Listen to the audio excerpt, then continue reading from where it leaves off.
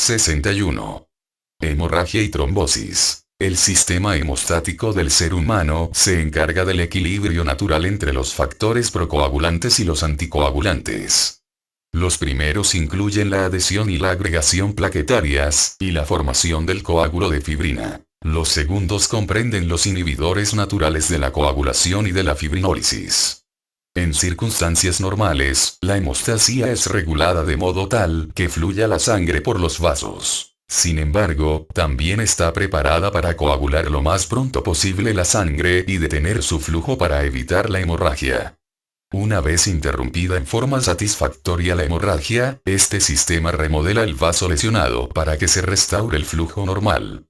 Los componentes principales del sistema hemostático que actúan de manera concertada son: 1. Las plaquetas y otros elementos formes de la sangre como los monocitos y los eritrocitos. 2. Las proteínas plasmáticas, factores de coagulación y elementos fibrinolíticos e inhibidores. Y 3. La pared vascular. Fases de la hemostasia normal. Formación del trombo plaquetario. Una vez lesionado el vaso, las plaquetas se adhieren al sitio dañado, que suele ser la superficie de la íntima vascular al descubierto. La adhesión plaquetaria es mediada sobre todo por el factor de von Willebrand, una gran proteína multimérica que está en el plasma y en la matriz extracelular de la pared subendotelial de los vasos, que actúa como el adhesivo molecular primario, y genera potencia suficiente para soportar las grandes fuerzas de cizallamiento que actuarían para desprenderla con la corriente de sangre. Esta adhesión también es facilitada por la unión directa al colágeno subendotelial por los receptores específicos de dicha sustancia en la membrana plaquetaria. La adhesión plaquetaria causa activación y agregación de los trombocitos. Dicho proceso se intensifica y amplifica por mediadores humorales en el plasma, como adrenalina y trombina. Mediadores liberados de las plaquetas activadas, como difosfato de adenosina y serotonina, y los constituyentes de la matriz extracelular de la pared del vaso que se ponen en contacto con las plaquetas adherentes, como colágeno o factor de von Willebrand. Las plaquetas activadas pasan por una reacción de liberación en la cual secretan su contenido, que estimula aún más la agregación e inhibe los factores naturales anticoagulantes de las células del endotelio. En la agregación, interacción entre una plaqueta y otra, hay reclutamiento de más plaquetas desde la circulación hasta el sitio de la lesión vascular, con la cual se forma el llamado trombo blanco oclusivo, hecho de plaquetas, fijado y estabilizado con la trama de fibrina en evolución. El complejo de glucoproteína plaquetaria 2B/3A, alfa 2B beta 3, es el receptor más abundante en la superficie de la plaqueta. La activación de los trombocitos transforma al receptor glucoproteína plaquetaria 2B/3A, normalmente inactivo, en otra estructura activa que permite la unión al fibrinógeno y al factor de von Willebrand. La superficie de la plaqueta tiene unos 50.000 sitios de unión de fibrinógeno glucoproteína plaquetaria 2B/3A y por ello las innumerables plaquetas activadas reclutadas en el sitio de la lesión vascular forman con rapidez un agregado oclusivo por medio de una red densa de puentes de fibrinógeno intercelulares. El receptor es el mediador básico de la agregación plaquetaria y por ello se ha vuelto un elemento eficaz para ser modificado por medio de tratamiento antiplaquetario. Formación del coágulo de fibrina. Las proteínas de coagulación, factores de coagulación, normalmente circulan inactivas en el plasma. La serie de reacciones de la proteína de coagulación que culminan en la formación de fibrina fue descrita originalmente como cascada. Ya se describieron dos vías de coagulación de la sangre hace tiempo. La llamada vía extrínseca o de factorístico, y la intrínseca o de activación por contacto. Se sabe ahora que la coagulación se inicia normalmente al exponerse y activarse el factor hístico por la vía extrínseca clásica, pero con la amplificación muy importante por la participación de elementos de la vía intrínseca clásica, como se ilustra en la figura 61.1. Tales reacciones tienen lugar en las superficies fosfolípidas, por lo común en el exterior de la plaqueta activada.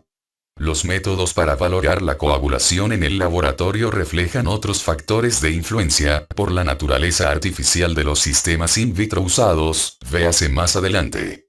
El elemento desencadenante inmediato de la coagulación es la lesión vascular, que expone la sangre al factor hístico que se expresa en forma constitutiva en las superficies de los componentes celulares del subendotelio de la pared, como las células de fibra lisa y los fibroblastos. El factor tisular también aparece en micropartículas circulantes quizá desprendidas de células como los monocitos y las plaquetas. Dicho factor se liga al factor 7 activado de serina proteasa. El complejo activa el factor 10 en 10 activado. Otra posibilidad es que el complejo active de manera indirecta el factor 10 e inicialmente transforme el factor 9 en 9 activado, que luego activa el factor 10. La participación del factor 11 en la hemostasia no depende de su activación por el factor 12 activado, sino más bien de su activación retroalimentaria positiva por parte de la trombina. De este modo, el factor 11 activado actúa en la propagación y amplificación y no en el desencadenamiento de la cascada de la coagulación. El factor 10 activado, que se forma por las acciones del complejo de factor hístico / factor 7 activado o el factor 9 activado, con el factor 8 activado como cofactor, transforma la protrombina en trombina, que es la proteasa fundamental del sistema de coagulación. El cofactor esencial de dicha reacción es 5 activado. A semejanza de su homólogo, el factor 8 activado, el factor 5 activado es producido por la proteólisis limitada del factor 5, inducida por trombina. La trombina es una enzima multifuncional que transforma el fibrinógeno plasmático soluble en una matriz insoluble de fibrina. La polimerización de la fibrina entraña un proceso ordenado de vínculos intermoleculares, figura 61.2. La trombina también activa el factor 13, factor estabilizador de fibrina, hasta la forma de factor 13 activado, que se enlaza en forma covalente y con ello estabiliza el coágulo de fibrina. El ensamblado de los factores de coagulación en las superficies activadas de la membrana celular acelera mucho la velocidad de sus reacciones, y también sirve para circunscribir la coagulación a los sitios de lesión vascular. Los fosfolípidos ácidos, componentes fundamentales de la membrana celular, no están expuestos normalmente a las superficies de la membrana de la célula en reposo. Sin embargo, cuando las plaquetas se activan por medio de lesiones vasculares o estímulos inflamatorios, los radicales procoagulantes de los fosfolípidos de la membrana amiónica sufren translocación a las superficies de estas células o se liberan como parte de micropartículas, dejándolas disponibles para que apoyen y favorezcan las reacciones de coagulación en el plasma. Mecanismos antitrombóticos. Varios mecanismos antitrombóticos fisiológicos actúan en forma concertada, en circunstancias normales, para evitar la coagulación. Tienen como finalidad conservar la fluidez de la sangre y limitar su coagulación a los sitios específicos de lesión vascular. Las células endoteliales ejercen muchos efectos antitrombóticos. Producen prostaciclina, óxido nítrico y ectoadenosinfosfatasa CD39, que inhibe la unión, la secreción y la agregación plaquetarias. Las células de endotelio producen factores anticoagulantes, que incluyen proteoglucanos como el heparano, antitrombina, inhibidor de la vía de factor tisular, y trombomodulina.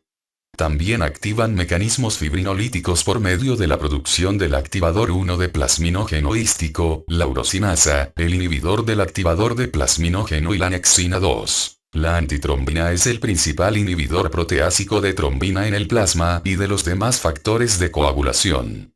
La antitrombina neutraliza la trombina y otros factores de coagulación activados mediante la formación de un complejo entre el sitio activo de la enzima y el centro reactivo de la antitrombina.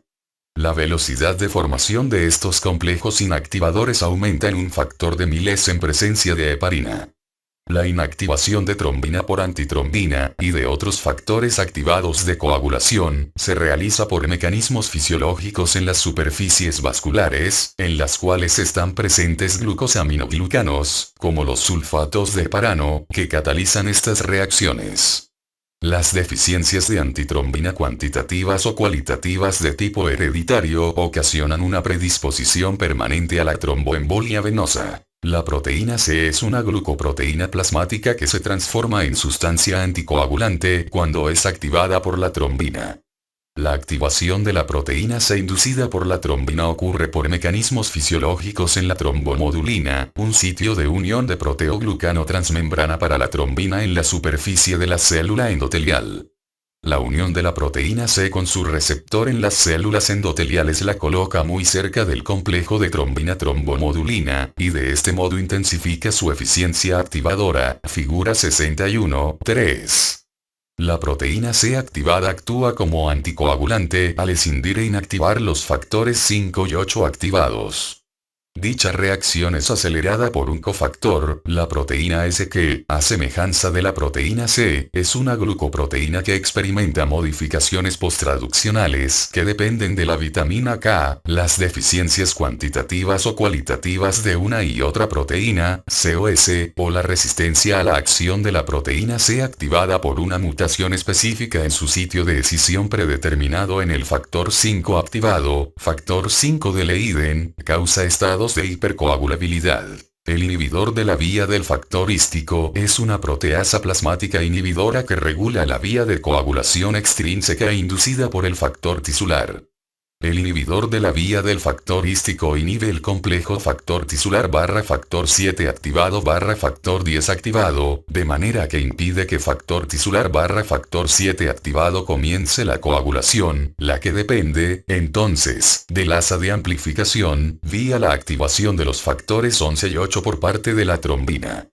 El inhibidor de la vía del factor hístico está unido a la lipoproteína y también puede ser liberado por la heparina desde las células endoteliales, sitio en que está unido a los glucosaminoglucanos, y también desde las plaquetas.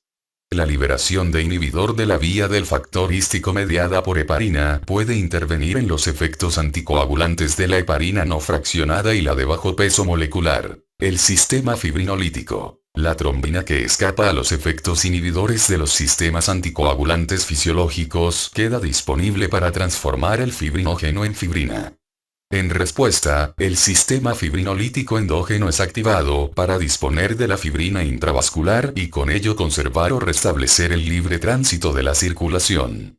De la misma forma que la trombina es la proteasa fundamental del sistema de coagulación, la plasmina lo es en el sistema fibrinolítico, al digerir la fibrina y generar sus productos de degradación. El esquema general de la fibrinólisis se muestra en la figura 61.4. Los activadores de plasminógeno, que son el activador de tipo hístico y el de tipo urosinasa, separan ARC560, Val 561 unida al plasminógeno, para generar la plasmina, enzima activa.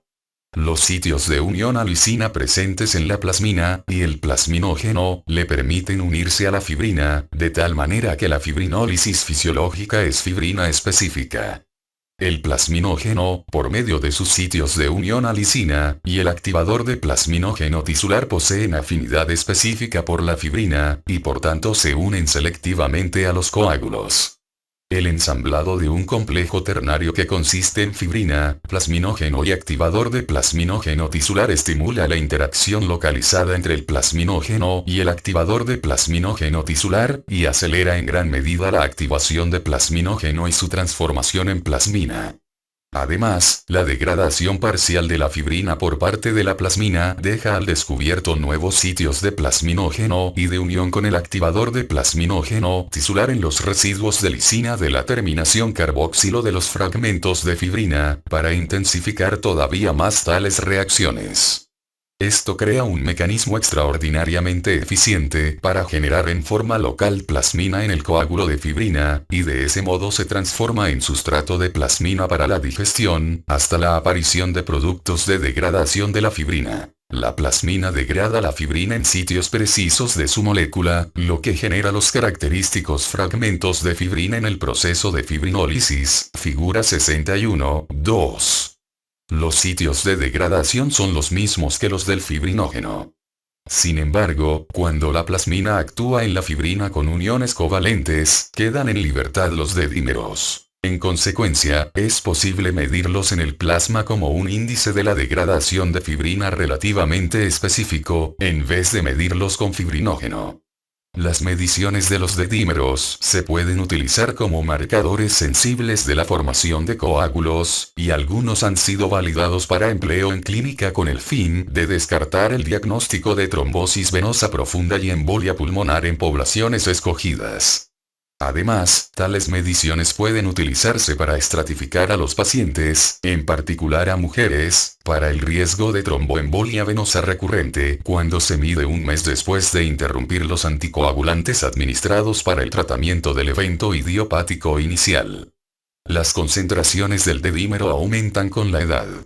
Existe controversia acerca de si debe usarse un límite más alto en los ancianos. La regulación fisiológica de la fibrinólisis tiene lugar más bien en 3 niveles. 1. Los inhibidores del activador de plasminógeno, en particular inhibidor del activador de plasminógeno 1 e inhibidor del activador de plasminógeno 2, inhiben a los activadores de plasminógeno fisiológicos. 2. El inhibidor fibrinolítico activado por trombina limita la fibrinólisis. Y 3. La antiplasmina alfa 2 inhibe a la plasmina. El inhibidor del activador de plasminógeno 1 es el inhibidor principal de activador de plasminógeno tisular y activador de plasminógeno tipo uroquinasa en plasma. El inhibidor fibrinolítico activado por trombina fragmenta los residuos de lisina N terminales de la fibrina, que ayudan a circunscribir la actividad de la plasmina. La antiplasmina alfa 2 es el principal inhibidor de la plasmina en el plasma de los seres humanos y desactiva cualquier plasmina relacionada con un coágulo que no sea de fibrina. Estudio del paciente. Hemorragia y trombosis. Presentación clínica. Los trastornos de la hemostasia pueden ser hereditarios o adquiridos. El elemento básico para identificar el carácter crónico de los síntomas es la anamnesis detallada de tipo personal y familiar, pues señala la posibilidad de que el problema sea hereditario y también aporta datos de cuadros ocultos o primarios que hayan contribuido a la hemorragia o al estado trombótico. Además, la anamnesis aporta pistas del origen al esclarecer. 1. El sitio de hemorragia, mucosas, articulaciones, toandas, o de trombosis, arterias, venas, toandas, y 2. Si alguna tendencia hemorrágica o de coagulación primaria aumentó por otro trastorno médico o por la introducción de fármacos o complementos alimenticios. Antecedentes de hemorragia. El antecedente de hemorragia es el factor más importante para anticipar cualquier peligro en este sentido. Al valorar a la persona en busca de algún trastorno hemorrágico, se analizan los antecedentes de situaciones de peligro, como la respuesta a cirugías anteriores. Se interroga a la persona para saber si hay antecedente de hemorragia espontánea, por traumatismos o inducida por cirugía. Las hemartrosis espontáneas son el signo que define la deficiencia moderada y profunda de factores 8 y 9, y en circunstancias excepcionales, de deficiencias de otros factores de coagulación. Las manifestaciones de hemorragia en mucosas sugieren más bien alguna trombocitopatía primaria o la enfermedad de von Willebrand, calificadas como trastornos de la hemostasia primaria o formación de un tapón de fibrina. En el cuadro 61.1 se listan las enfermedades que afectan la hemostasia primaria. La calificación hemorrágica ha sido una herramienta validada para predecir la probabilidad de que un paciente tenga enfermedad de von Willebrand tipo 1, herramienta de evaluación de sangrado de la Sociedad Internacional de Trombosis y Hemostasia www.is.org/resource/resmug/ssc/istcss Bleeding Assessment y PDF. Esta es una herramienta de mayor utilidad para descartar el diagnóstico de trastorno hemorrágico, con lo que se evitan pruebas innecesarias. Un estudio encontró que una calificación hemorrágica baja, menor de 3, y un tiempo de tromboplastina parcial activado bajo tiene un valor predictivo negativo de 99,6% para el diagnóstico de enfermedad de von Willebrand. Los síntomas hemorrágicos que parecen ser más frecuentes en los pacientes con trastornos de la coagulación son hemorragia prolongada durante las cirugías, procedimientos y extracciones dentales o traumatismos, menorragia o hemorragia puerperal y equimosis grandes, a menudo se describen con abultamientos. Muchos pacientes con y sin trastornos hemorrágicos manifiestan formación fácil de equimosis y menorragia. La aparición pronta de quimosis pudiera ser un signo de cuadros médicos en que no exista alguna coagulopatía identificable. En vez de ello, los problemas son causados por alguna anomalía de vasos sanguíneos o de los tejidos de apoyo. En el síndrome de Ehlers-Danlos puede surgir hemorragia postraumática, y puede haber el antecedente de hiperextensibilidad articular. El síndrome de Cushing, el consumo de esteroides por largo tiempo y el envejecimiento causan modificaciones de la piel y del tejido subcutáneo y surge hemorragia en este último en respuesta a traumatismos pequeños. La situación anterior ha sido llamada púrpura senil. La epistaxis es un signo común, en particular en niños y en climas secos, y quizá no refleje la presencia de algún problema hemorrágico primario. Sin embargo, constituye la manifestación más frecuente en la telangiectasia hemorrágica hereditaria y en niños varones con enfermedad de von Willebrand. Los datos que señalan que la epistaxis evidencia un problema hemorrágico subyacente son la ausencia de variaciones con las estaciones y la hemorragia que obliga a valoración médica o tratamiento, incluida la cauterización. En niños con problemas hemorrágicos más graves, como hemofilia moderada e intensa, ocurre hemorragia al salir los dientes primarios. Es poco frecuente en niños con trastornos hemorrágicos leves. Los individuos con trastornos de la hemostasia primaria, adhesión plaquetaria, pueden tener aumento de hemorragia después de limpieza dental y otros métodos en que hay manipulación de las encías. La menorragia se define en términos cuantitativos como la pérdida de más de 80 mililitros de sangre por ciclo menstrual, con base en la cantidad necesaria para producir anemia ferropénica. El síntoma de menstruación abundante es subjetivo y no guarda una relación precisa con la pérdida excesiva de sangre. Entre los factores que pronostican menorragia están la hemorragia que culmina en anemia ferropénica o la necesidad de transfusión de sangre, la salida de coágulos mayores de 2,54 centímetros de diámetro y la necesidad de cambiar la toalla sanitaria o el tampón más a menudo que cada hora. La menorragia es un síntoma frecuente en mujeres con problemas hemorrágicos primarios y se reporta en la mayoría de mujeres con enfermedad de von Willebrand, con deficiencia del factor 11 y portadoras sintomáticas de hemofilia. Es muy probable que las mujeres con problemas hemorrágicos primarios tengan otros síntomas de hemorragia, como la que ocurre después de extracciones dentales, la posoperatoria y la posparto, y es mucho más probable que tengan hemorragia desde el comienzo de la menarquia, en comparación con mujeres que tienen menorragia por otras causas. La hemorragia posparto es una manifestación frecuente en mujeres con problemas hemorrágicos primarios. Esta hemorragia puede retrasarse en las mujeres con enfermedad de von Willebrand tipo 1 y en las portadoras sintomáticas de hemofilia A, en quienes las concentraciones de factor de von Willebrand y factor 8 casi siempre se normalizan durante el embarazo. Las mujeres con antecedente de hemorragia posparto tienen mayor riesgo de padecer recurrencias en los embarazos ulteriores. También se han publicado casos de rotura de quistes ováricos con hemorragia intraabdominal en las mujeres con trastornos hemorrágicos. La amigdalectomía constituye una situación en que se ponen a prueba los principales mecanismos hemostásicos porque es esencial que estén intactos para evitar una hemorragia excesiva del lecho amigdalina. La hemorragia puede aparecer de manera temprana después de la operación o luego de unos 7 días de realizada, cuando se desprende la escara del sitio operado. También se observa hemorragia tardía similar después de extirpación de pólipos en el colon por medio de cauterio. La hemorragia de tubo digestivo y la hematuria por lo común son consecuencia de enfermedades primarias y deben establecerse métodos para identificar y tratar el sitio sangrante, incluso en individuos con enfermedades hemorrágicas identificadas.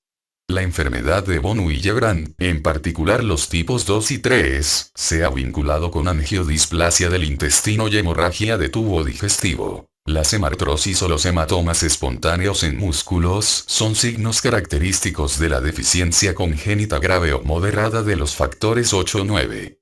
La situación también aparece en las deficiencias moderadas o graves de fibrinógeno, protrombina y de factores 5, 7 y 10.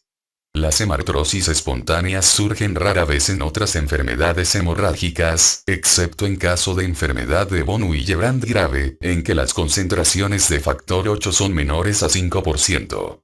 Las hemorragias en músculos y partes blandas también son frecuentes en la deficiencia adquirida del factor 8. El paso de sangre al interior de la articulación causa dolor e hinchazón intensos y también pérdida de la función, pero rara vez surgen manchas equimóticas periarticulares. Los sitios cruciales donde la hemorragia puede ser letal son la orofaringe, la sangre puede obstruir la vía respiratoria, el sistema nervioso central y el plano retroperitoneal.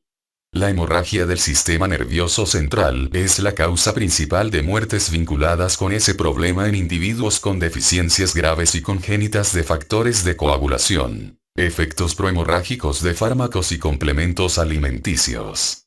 El ácido acetil salicílico y otros antiinflamatorios no esteroideos que inhiben la ciclooxigenasa 1 antagonizan con los componentes de la hemostasia primaria y pueden exacerbar la hemorragia de otras causas o incluso desenmascarar una hemorragia leve que había estado oculta, como en el caso de enfermedad de von Willebrand. Sin embargo, todos los antiinflamatorios no esteroideos pueden desencadenar hemorragia de tubo digestivo, que pueden ser más intensas cuando hay problemas hemorrágicos subyacentes. Este efecto del ácido acetil salicílico dura toda la vida de la plaqueta, aunque en personas con recambio plaquetario típico, el defecto funcional regresa casi a la normalidad 2 o 3 días después de la última dosis. El efecto de otros antiinflamatorios no esteroideos es más breve, porque se revierte el efecto inhibidor una vez que se interrumpe el uso del fármaco. Los inhibidores del receptor P2 y 12 para adenosindifosfato, clopidogrel, prasugrel y ticagrelor, inhiben la agregación plaquetaria mediada por adenosindifosfato y como los antiinflamatorios no esteroideos, pueden desencadenar o agravar síntomas hemorrágicos. El riesgo de hemorragia con estos fármacos es mayor que con los antiinflamatorios no esteroideos. Muchos complementos herbolarios pueden afectar la función hemostática, cuadro 61.2. Algunos se han vinculado de modo más convincente que otros con el riesgo de hemorragia. El aceite de pescado o los complementos concentrados del ácido graso omega 3 entorpecen la activación plaquetaria y alteran la bioquímica plaquetaria para producir más prostaglandina I3, que es un inhibidor plaquetario más potente que la prostaciclina y más que el tromboxano A3, un activador menos potente de plaquetas que el tromboxano A2. De hecho, los alimentos que tienen abundancia natural de ácidos omega 3 pueden resultar en la prolongación del tiempo de hemorragia y anomalías en los estudios de agregación plaquetaria, pero no se ha dilucidado el riesgo real de hemorragia. La vitamina E al parecer inhibe la agregación plaquetaria mediada por proteína sinasa C y la producción de óxido nítrico. En personas con la aparición inexplicada de quimosis o de hemorragia, se deben revisar todos los nuevos fármacos y complementos que reciben e interrumpir aquellos que pudieran asociarse a hemorragia. Enfermedades sistémicas primarias que originan o exacerban una tendencia hemorrágica. En general, los cuadros hemorrágicos adquiridos son consecuencia o acompañan alguna enfermedad sistémica. Por tanto, la valoración de una persona con tendencia hemorrágica debe incluir una revisión minuciosa en busca de manifestaciones de enfermedad subyacente u oculta. En las hepatopatías, la disfunción renal grave, el hipotiroidismo, las paraproteinemias o la amiloidosis y en trastornos que originan insuficiencia de médula ósea, surgen con facilidad hematomas o hemorragias de mucosas. El hígado sintetiza todos los factores de coagulación y por ello su insuficiencia causa una combinación de deficiencias en tales elementos. La situación suele complicarse por trombocitopenia debida a esplenomegalia causada por hipertensión portal. Los factores de coagulación 2, 7, 9, 10 y las proteínas C, S y Z dependen de la vitamina K para su modificación posttraduccional. Si bien la vitamina K se necesita para procesos procoagulantes y anticoagulantes, el fenotipo de la deficiencia de vitamina K o el efecto que tiene la warfarina en la coagulación es la hemorragia. El número normal de plaquetas en la sangre es de 150.000 a 450.000 células por microlitro. Cuando hay disminución de estas o aumenta su destrucción, o hay secuestro, o los tres factores, ocurre trombocitopenia. El riesgo de hemorragia varía en cierta forma con la causa de la trombocitopenia, pero rara vez se pierde sangre en casos de trombocitopenia aislada si hay menos de 50.000 células por microlitro, y por lo regular solo cuando disminuye hasta menos de 10.000 a 20.000 por microlitro. Las coagulopatías coexistentes, como las que se observan en la insuficiencia hepática o la coagulación diseminada, infecciones, fármacos que inhiben la acción de plaquetas y enfermedades subyacentes, pueden agravar el peligro de hemorragia en el individuo trombocitopénico. Casi todas las intervenciones quirúrgicas se pueden realizar en sujetos con 50.000 plaquetas por microlitro.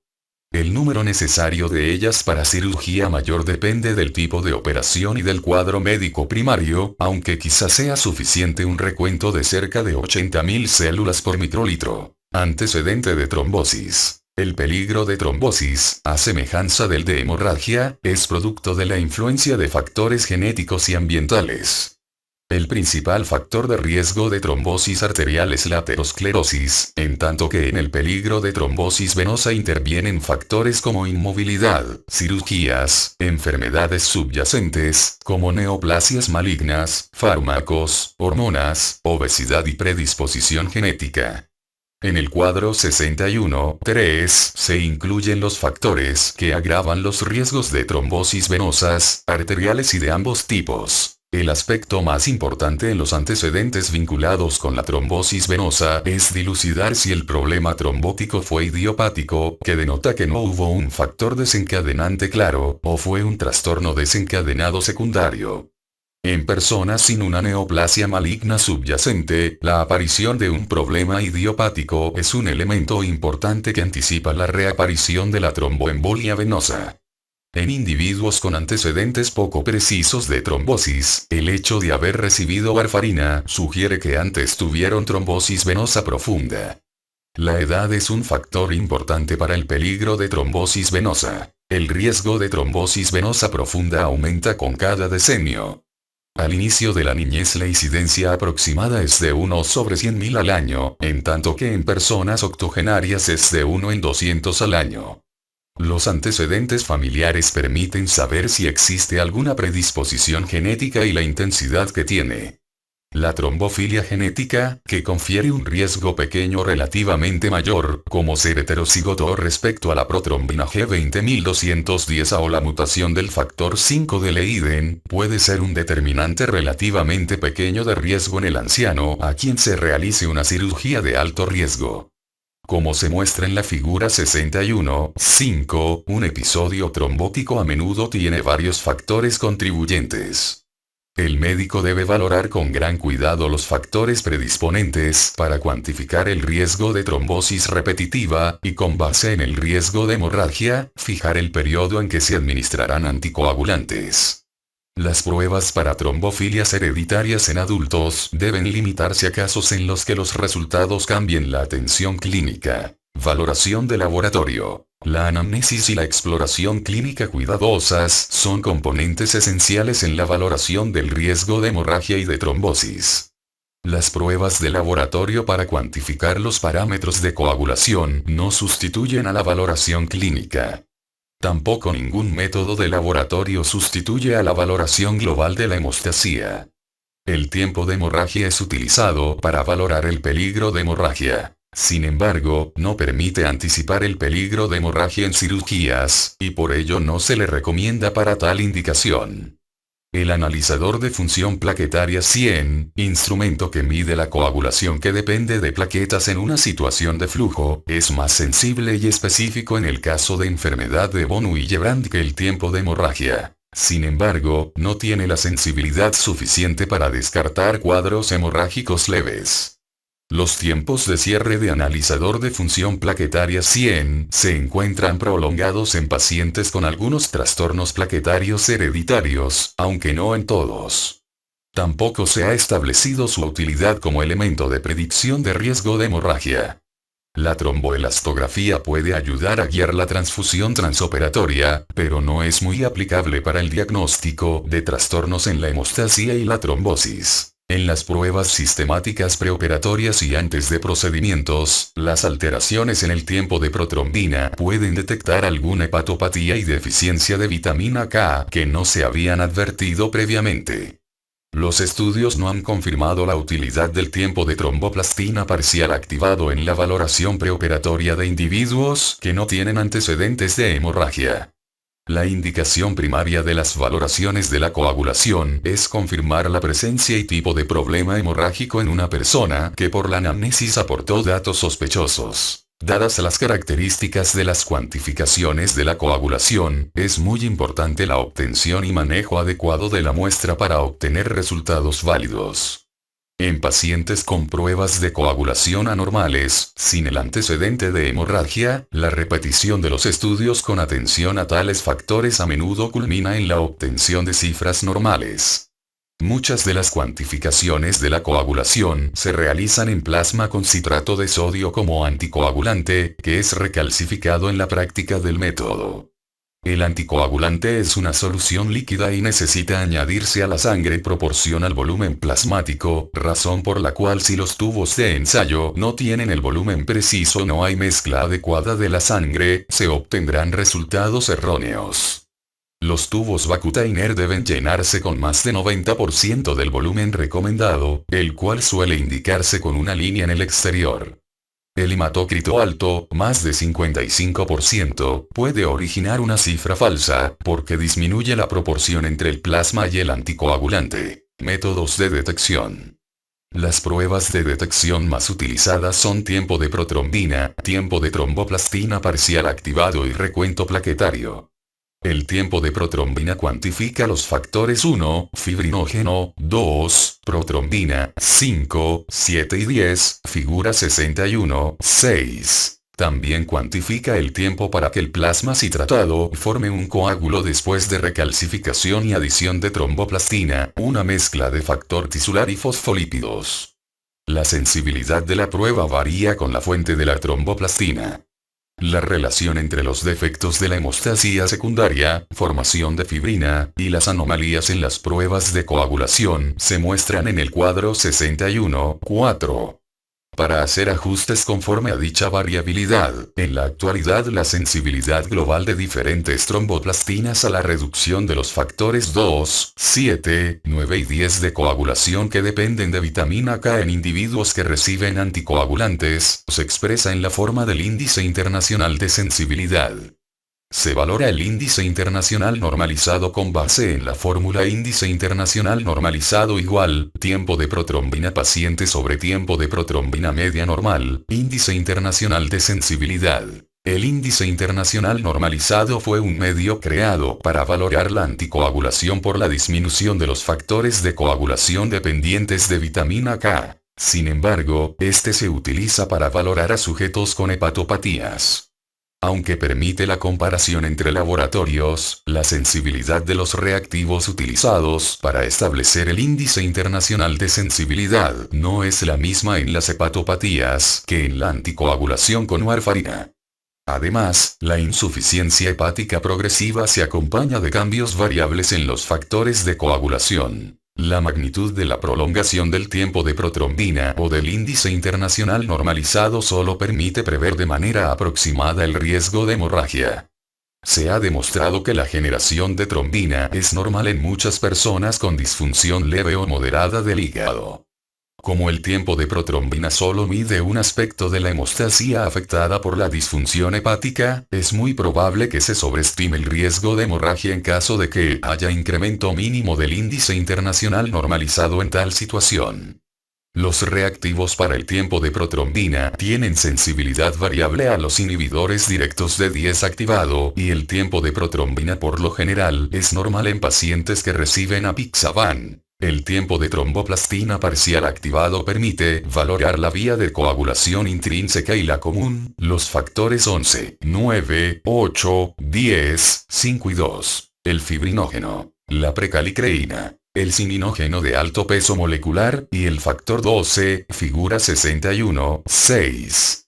El reactivo del tiempo de tromboplastina parcial activado contiene fosfolípidos provenientes de animales o vegetales que actúan como un sustitutivo plaquetario en las vías de coagulación, y comprende un activador del sistema de coagulación intrínseco, como el ácido elágico o los activadores en partículas de caolín, celita o silicio micronizado. La composición de fosfolípidos de los reactivos del tiempo de tromboplastina parcial activado es variable, lo cual influye en la sensibilidad de cada reactivo a la deficiencia de factores de coagulación y también a inhibidores como la heparina y los anticoagulantes lúpicos.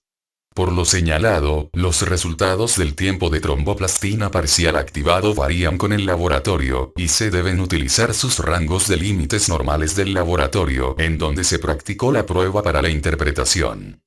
Los laboratorios locales pueden relacionar los valores del tiempo de tromboplastina parcial activado que obtengan con la anticoagulación terapéutica con heparina mediante la correlación de las cifras del tiempo de tromboplastina parcial activado con mediciones directas de la actividad de dicho anticoagulante, ensayos de titulación de anti-10 activado o protamina, en muestras de individuos que reciben heparina, si bien es muy pequeña e inadecuada la correlación entre tales cuantificaciones.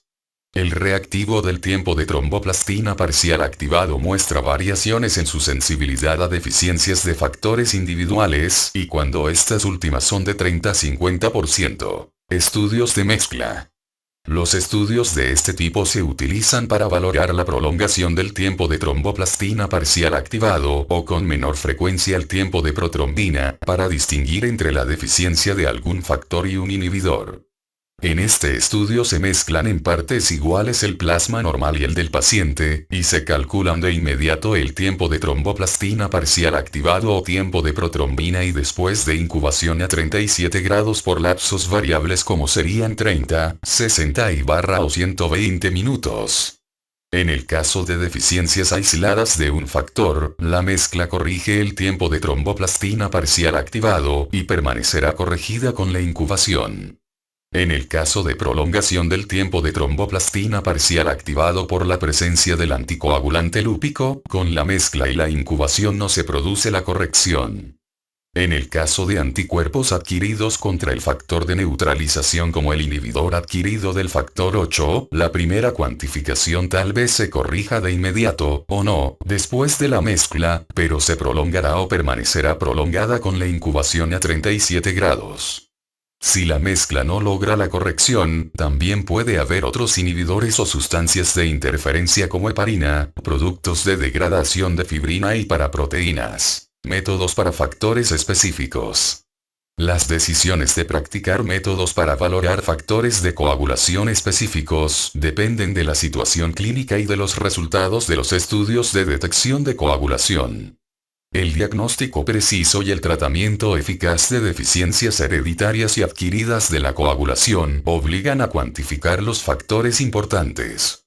Si la hemorragia es intensa, se necesitan cuantificaciones específicas urgentes que orienten el tratamiento apropiado.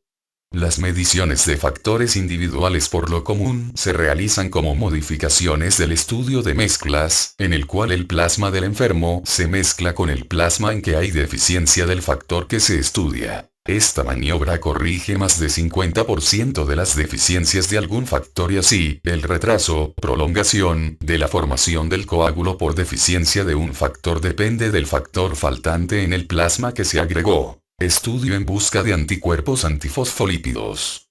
El enzimo inmunoanálisis de absorción, ELISA, detecta anticuerpos contra fosfolípidos, cardiolipina, o contra proteínas que se unen a ellos, microglobulina beta 2 y otras. Cuando tales anticuerpos interfieren en estudios de coagulación que dependen de fosfolípidos, reciben el nombre de anticoagulantes lúpicos. El tiempo de tromboplastina parcial activado muestra sensibilidad variable a dichos anticoagulantes, y ello depende en parte de los reactivos utilizados para medir el tiempo de tromboplastina parcial activado. La técnica que utiliza un reactivo sensible se llama LAPTT. La prueba con veneno diluido de serpiente de Russell y el tiempo de tromboplastina hística son modificaciones de métodos habituales en que se reduce el reactivo fosfolípido y así aumenta la sensibilidad a anticuerpos que interfieren en el componente fosfolípido. Sin embargo, estos métodos no detectan específicamente anticoagulantes lúpicos, porque deficiencias de algún factor u otros inhibidores pueden resultar en prolongación. Documentar la presencia del anticoagulante lúpico necesita que se prolongue una cifra de una prueba de coagulación que depende de fosfolípidos, y también que no tenga lugar la corrección cuando se mezcla con plasma normal, y haya corrección cuando se agregan membranas plaquetarias activadas o algunos fosfolípidos, como la fase hexagonal. Otras pruebas para valorar la coagulación. El tiempo de trombina y el tiempo de reptilasa miden la conversión de fibrinógeno a fibrina y muestran prolongación cuando es bajo el nivel de fibrinógeno, por lo común menos de 80-100 miligramos por 100 mililitros. Hay anomalías cualitativas, como las que se observan en disfibrinogenemias hereditarias o adquiridas, o cuando interfieren productos de degradación de fibrina/fibrinógeno. El tiempo de trombina, pero no el de reptilasa, es prolongado en presencia de heparina. El tiempo de trombina se prolonga notablemente en presencia del dabigatran, inhibidor directo de la trombina. Puede utilizarse un tiempo de trombina diluido para valorar la actividad del fármaco. La medición de anticuerpos inhibidores contra factor 10 activado plasmático es una prueba que se utiliza a menudo para valorar las concentraciones de heparina de bajo peso molecular, como medición directa de la actividad de la heparina no fraccionada, o para valorar la actividad de nuevos inhibidores directos del factor 10 activado como rivaroxaban, apixaban y edoxaban. El fármaco en cuestión inhibe la conversión enzimática de un sustrato cromógeno específico de 10 activado a un producto que posee color, por el factor 10 activado. Se generan curvas corrientes por el empleo de concentraciones múltiples del fármaco y se utilizan para calcular las concentraciones de actividad contra el 10 activado en el plasma del paciente. Estudios de laboratorio para valorar trombofilia. Estos métodos incluyen valoraciones moleculares diagnósticas, inmunológicas y funcionales. Tales técnicas muestran variabilidad en su sensibilidad y especificidad respecto de la enfermedad o del problema en estudio. Además, factores como trombosis y enfermedades agudas, cuadros inflamatorios, embarazo y fármacos modifican las concentraciones de muchos factores de coagulación y de sus inhibidores. La antitrombina disminuye por acción de la heparina y en casos de trombosis aguda. En este último caso también pueden aumentar los niveles de la proteína C y la S, y disminuyen por acción de la warfarina. En enfermedades agudas, a menudo hay positividad transitoria de anticuerpos antifosfolípidos. En general, las pruebas de trombofilias genéticas se realizan solo cuando hay antecedentes heredofamiliares importantes de trombosis y los resultados repercuten en las decisiones médicas. Como las valoraciones para detectar trombofilia se realizan para conocer la necesidad de prolongar el tratamiento anticoagulante, habrá que realizar las pruebas en el equilibrio dinámico, muy lejos del episodio agudo. En muchos casos se podrá interrumpir el uso de la warfarina, después de los primeros 3 a 6 meses de tratamiento, y las pruebas se realizarán por lo menos 3 semanas después. Como marcador sensible de la activación de la coagulación, la medición del dímero D tomará 4 semanas después de interrumpir los anticoagulantes, puede utilizarse para certificar el riesgo de trombosis recurrente en pacientes, en especial, mujeres, con un evento idiopático. Mediciones de la función plaquetaria. Se ha utilizado el tiempo de hemorragia para valorar el riesgo de la misma. Sin embargo, no se ha observado utilidad para predecir el riesgo de hemorragia en cirugías y no se recomienda su uso para esta indicación. El analizador de función plaquetaria 100 de instrumentos similares miden la coagulación dependiente de plaquetas bajo condiciones de flujo y por lo general son más sensibles y específicos para trastornos plaquetarios y enfermedad de von Willebrand que el tiempo de hemorragia. Sin embargo, los datos son insuficientes para apoyar su uso para predecir el riesgo hemorrágico o para vigilar la respuesta al tratamiento y pueden ser normales en algunos pacientes con trastornos plaquetarios o con enfermedad de von Willebrand leve. Cuando se utilizan para valorar a una persona con síntomas de hemorragia, si surgen resultados anormales, como con el tiempo de hemorragia, se necesitan más estudios específicos, como técnicas para detectar el factor de von Willebrand o estudios de agregación plaquetaria. Como todas estas técnicas de detección no identifican a pacientes con problemas hemorrágicos leves, se necesitan más investigaciones para definir su utilidad entre los métodos para valorar la hemostasia. En lo que toca a la agregometría clásica de plaquetas, se han añadido diversos agonistas al plasma del paciente con abundantes plaquetas y se han observado aglutinación y agregación de tales células. También se pueden evaluar métodos que valoren la secreción plaquetaria en respuesta a los agonistas. Muchos factores afectan a estas pruebas, en especial numerosos fármacos, y no se ha establecido con claridad el vínculo entre defectos menores en la agregación o secreción en tales estudios y el peligro de hemorragia.